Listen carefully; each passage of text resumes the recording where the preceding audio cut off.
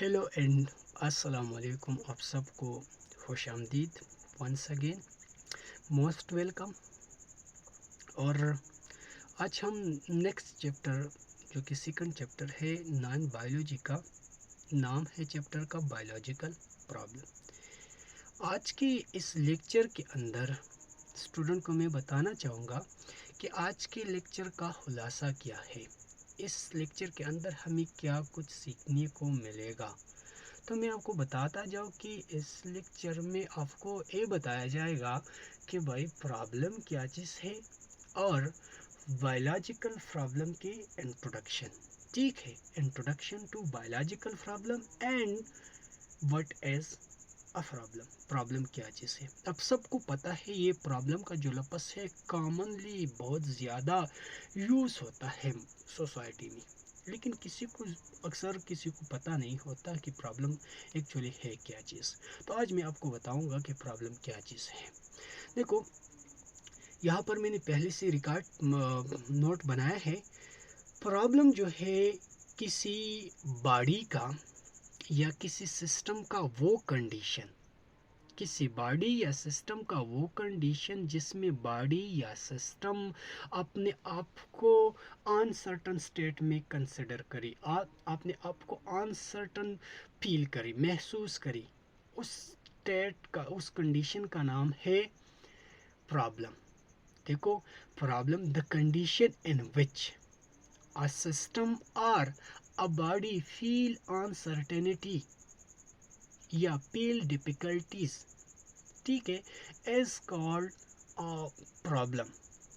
ठीक, देखो, प्रॉब्लम किसी बॉडी का, किसी सिस्टम का वो कंडीशन है, वो हालात है, वो स्टेट है जिसमें बॉडी अपने आप को अनसर्टन फील करे। उस कंडीशन का नाम है प्रॉब्लम, या उस कंडीशन को आप कहोगे प्रॉब्लमेटिक कंडीशन। ठीक है, फिर से मैं रिपीट करना चाहूँगा, प्रॉब्लम क्या चीज़ है। किसी बॉडी का वो कंडीशन जिस कंडीशन के अंदर बॉडी अनसर्टेनिटी फील करी या बॉडी डिफ़िकल्टीज फील करी, उस कंडीशन का नाम है प्रॉब्लम। ठीक है, सिंपली आप कह सकते हैं, यहाँ पर मैंने लिखा है कि प्रॉब्लम्स ऐसा कंडीशन है जिसमें बॉडी अनसर्टेनिटी फील करी, the condition in which body feel uncertainty, okay, या the condition in which body feel difficulties, ठीक है, is called problem, या the condition in which a body cannot perform properly या normally, जिसमें body properly या normally perform नहीं कर सकता। देखो, हर बॉडी का, हर सिस्टम का एक प्रॉपर फंक्शन होता है, एक प्रॉपर एक्टिविटी होता है। जब वो बॉडी अपने प्रॉपर एक्टिविटी नहीं परफॉर्म कर सकती है तो इसका मतलब है बॉडी को कुछ प्रॉब्लम है, वो प्रॉब्लमेटिक कंडीशन में है। ठीक है, मिसाल के तौर पर मैं सिंपल से एग्जांपल आपको बताना चाहूँगा ताकि आप अंडरस्टैंड करें। देखो, यहाँ पर मैंने लिखा है वॉशिंग मशीन, जूम करके देख लीजिएगा। वॉशिंग मशीन, ये क्या है? Washing machine. देखो, मैं आपको बताता जाऊँ कि वॉशिंग मशीन का प्रॉपर काम क्या होता है, उसका फंक्शन क्या होता है, उसका नॉर्मल एक्टिविटी क्या होता है। आपको सबको पता है कि वॉशिंग मशीन है भाई, इसका काम है वॉशिंग करना, क्लॉथ वॉशिंग इसका फंक्शन है। तो वॉशिंग मशीन का जो प्रॉपर फंक्शन है, जो उसका ड्यूटी है, वो क्या है? वॉशिंग करना, क्लॉथ के वॉशिंग करना। तो ये वॉशिंग मशीन है। अब आप देख रहे हो, अपनी स्विच ऑन कर दिया, स्विच आपने ऑन कर दिया, जैसे ही आपने स्विच लगा लिया तो आप देख रहे हो कि भाई वॉशिंग नहीं कर पा रहे, वॉशिंग मशीन वॉशिंग नहीं कर पा रहे। तो इसका मतलब ये है कि ये जो मशीन है एक ऐसा कंडीशन में है जिसमें ये मशीन सही तरीके से अपनी ड्यूटी परफॉर्म नहीं कर सकता।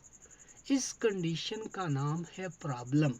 ठीक है, ये वॉशिंग मशीन है, वॉशिंग मशीन का काम है washing of cloth, but washing machine can not perform normally. यानी मतलब ये हुआ कि can not wash the cloth, cloth को वॉश नहीं करता। ठीक है, तो इस कंडीशन को आप नाम दोगे कि क्या नाम दोगे? प्रॉब्लम का नाम दोगे।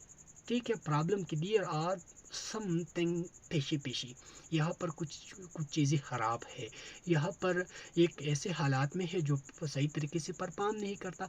जब आप उसको मिस्त्री के पास ले जाते हो तो मिस्त्री को आप कहते हैं भाई इसमें कुछ प्रॉब्लम है।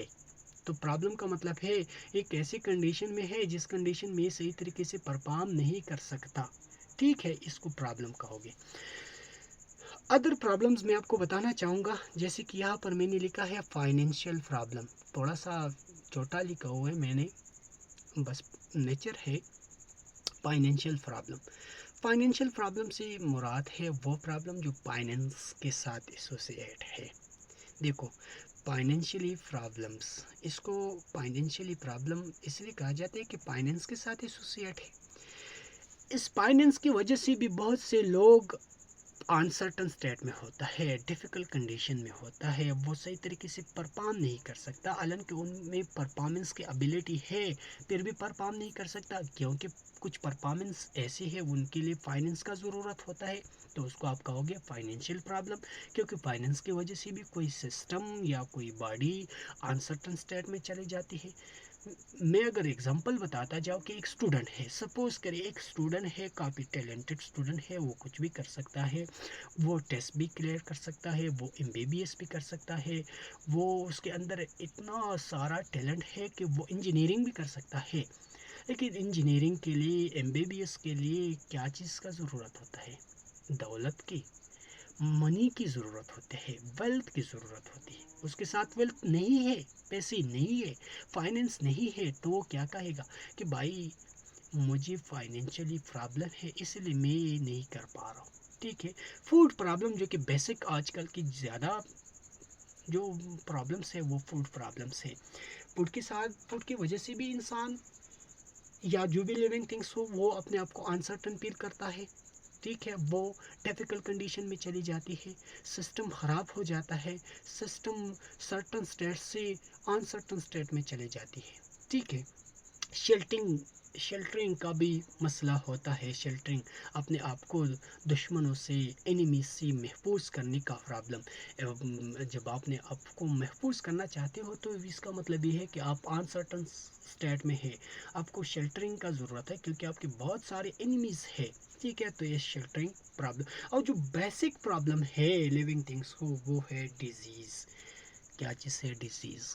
इस चैप्टर के अंदर हम न फाइनेंशियल प्रॉब्लम के बारे में मज़ीद डिस्कशन करेंगे और न फूड प्रॉब्लम की और न शेल्टरिंग प्रॉब्लम की। जब जो डिस्कशन होगा इस चैप्टर में वो डिजीज़ के हवाले से होगा, तो डिजीज़ भी एक प्रॉब्लम है, ठीक है। आज मैं आपको बताऊंगा कि प्रॉब्लम की दो बड़े टाइप्स है। देयर आर टू बेसिक या major types of problem. The first one is simple problem. यहाँ पर मैंने लिखा हुआ है सिंपल प्रॉब्लम। क्या चीज़ है? Simple problem. यह है सिंपल प्रॉब्लम। और एक है कॉम्प्लेक्स प्रॉब्लम।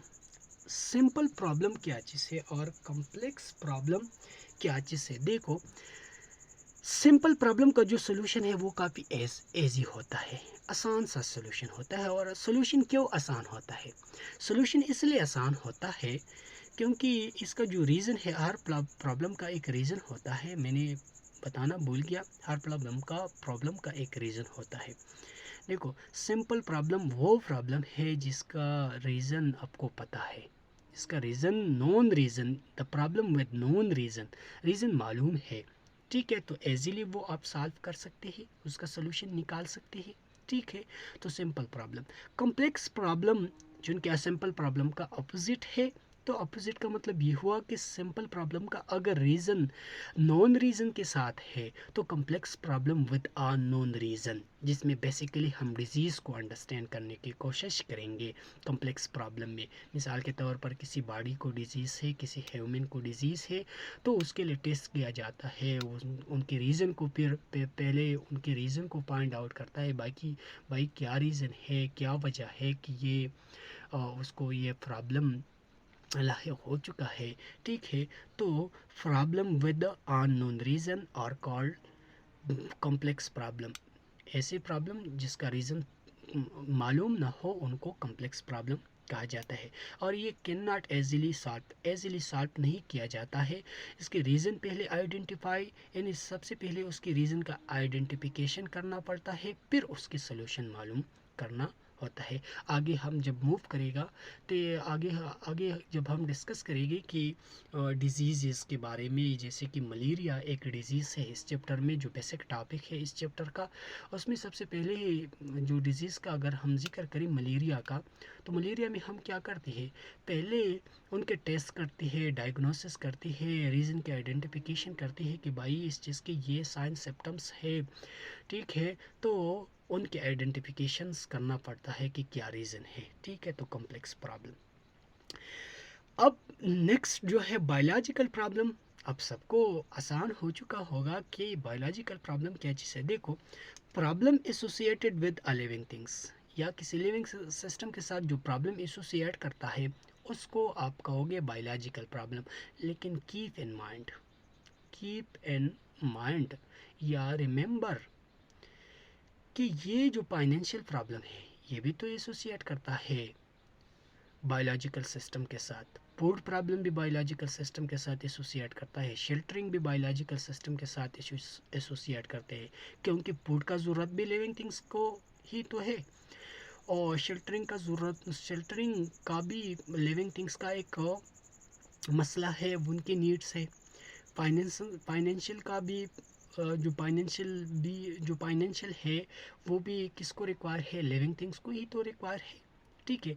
लेकिन ये बायोलॉजिकल प्रॉब्लम कंसिडर किया जा सकता है, लेकिन इस चैप्टर में हम बायोलॉजिकल प्रॉब्लम को कुछ यूँ डिफाइन कर सकता है कि ऐसा प्रॉब्लम जो एसोसिएट करता है लिविंग सिस्टम के साथ, और उस प्रॉब्लम का रीज़न भी लिविंग थिंग्स ही हो। तो आप यूँ कह सकते हैं कि बायोलॉजिकल प्रॉब्लम जो है, यहाँ पर मैं लिखने की कोशिश करता हूँ कि बायोलॉजिकल प्रॉब्लम, द प्रॉब्लम्स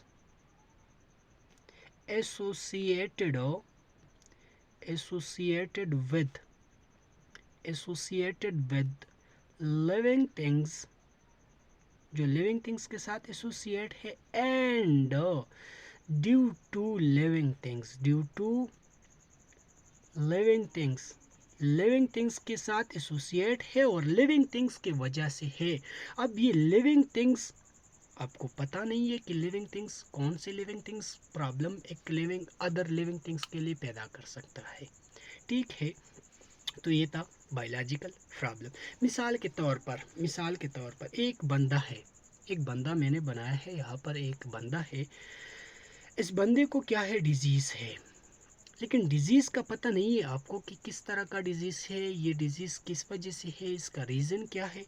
तो पहले आप क्या करना चाहोगे, इसकी डिज़ीज़ के जो रीज़न्स है या काज है उसके आइडेंटिफिकेशन करना पड़ता है, और जिस प्रॉब्लम की रीज़न का आइडेंटिफिकेशन करना पड़ता है उसको कॉम्प्लेक्स प्रॉब्लम का नाम दिया जाता है। तो ये डिज़ीज़ है, एक बायोलॉजिकल प्रॉब्लम है। ये डिज़ीज़ कंडीशनल डिजीज़ भी हो सकती है और कुछ लिविंग थिंग्स की वजह से भी हो सकती है, बैक्टीरिया की वजह से हो सकता है ये डिज़ीज़, वायरस की वजह से भी हो सकता है, या फंगल डिजीज़ जिसको कहा जाता है, फंगल डिजीज़ फंजाई की वजह से भी हो सकता है। तो आपने मालूम करनी है कि भाई ये डिज़ीज़ किस वजह से हुआ, इसके रीज़न को पॉइंट आउट करना पड़ता है। इसको कॉम्प्लेक्स प्रॉब्लम का नाम दो। इसको फूड का भी प्रॉब्लम तो हो सकता है, लिविंग थिंग्स है, इसको शेल्टरिंग का प्रॉब्लम भी हो सकता है, इसको फाइनेंशियल प्रॉब्लम भी हो सकता है, ठीक है। तो ये था क्या, बायोलॉजिकल प्रॉब्लम एंड प्रॉब्लम्स। यहाँ पर मैंने कुछ चीज़ें लिखा है, जैसे कि मलेरिया है, टाइफाइड है, कोलेरा है और डायरिया है, ये बायोलॉजिकल प्रॉब्लम है। क्यों? क्योंकि ये एसोसिएशन करता है with biological system and cause due to biological things की वजह से ये पैदा होता है और एक बायोलॉजिकल सिस्टम के साथ एसोसिएट होता है। तो यहाँ पर मैंने फिर से लिखा है the problems associated with living system with a living reason, जिसका रीज़न क्या हो, लिविंग हो, जिसका रीज़न ऐसा प्रॉब्लम जो लिविंग सिस्टम के साथ एसोसिएट करता है और उसका रीज़न भी लिविंग ही हो, उसको आप कहोगे बायोलॉजिकल प्रॉब्लम। अब बायोलॉजिकल प्रॉब्लम का सलूशन क्या होगा, कुछ सलूशन भी तो होना चाहिए। तो इंशाल्लाह नेक्स्ट लेक्चर में हम डिस्कस करेंगे about solution of biological problem. Thank you so much and अल्लाह हाफिज़। लेक्चर को शेयर भी करें, लाइक भी करें, और अगर चैनल पर आप नए हैं तो सब्सक्राइब करना हरगिज़ ना भूलें। Thank you so much and अल्लाह हाफिज़।